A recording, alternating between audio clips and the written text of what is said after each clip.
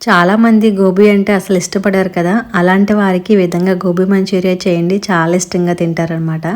And అది చేయడం కోసం ఒక హాఫ్ కిలో గోబీ తీసుకుని చూపిస్తున్న విధంగా కట్ చేసి బాగా మరిగించుకున్న వాటర్ వేసుకుని ఒక 10 నిమిషాల పాటు పక్కన పెట్టేసుకుని తర్వాత వాటర్లోంచి గోబీ పీసెస్ అన్నీ కూడా తీసేసి సపరేట్ చేసి ఒక బౌల్లోకి వేసేసుకోవాలి.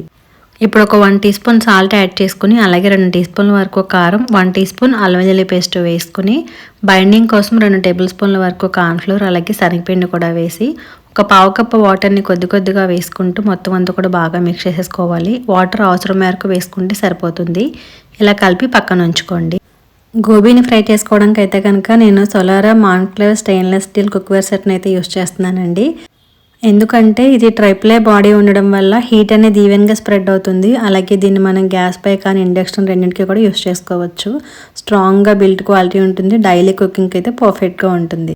అండ్ ఈ కడాయి అయితే డీప్ ఫ్రై కూడా పర్ఫెక్ట్గా సరిపోతుంది. ప్యాన్లో అయితే డీప్ ఫ్రై కోసం ఆయిల్ వేసి బాగా మరిగించుకున్న తర్వాత గోబీ పీసెస్ని అయితే వేసుకుని మీడియం ఫ్లేమ్లో ఉంచి ఒక 4 నిమిషాల పాటు వేయించుకుంటే మంచిగా కలర్ వచ్చాక బయటికి తీసేసుకోవాలి. మిగతావన్నీ కూడా ఇలానే వేయించి పక్కకు తీసేసుకోండి.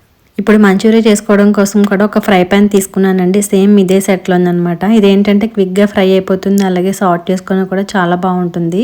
అండ్ దీనివల్ల ఏంటంటే ఫుడ్ కూడా స్టిక్ అవ్వకుండా చాలా స్మూత్గా కుక్ అయిపోతుంది.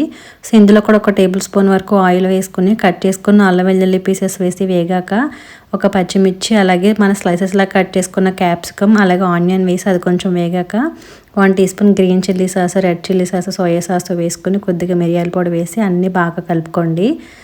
ఇప్పుడు ఒక 1 టీ స్పూన్ కార్న్‌ఫ్లోర్‌లో వాటర్ మిక్స్ చేసి ఉంచుకున్నాను. అది వేసి అలాగే గోబీ కూడా వేసేసుకుని మొత్తం అంతా కూడా మిక్స్ చేసేసుకున్న తర్వాత ఫైనల్గా కొంచెం కొత్తిమీర వేసి కలుపుకుంటే కనుక గోబీ మంచూరియా రెడీ అయిపోతుంది.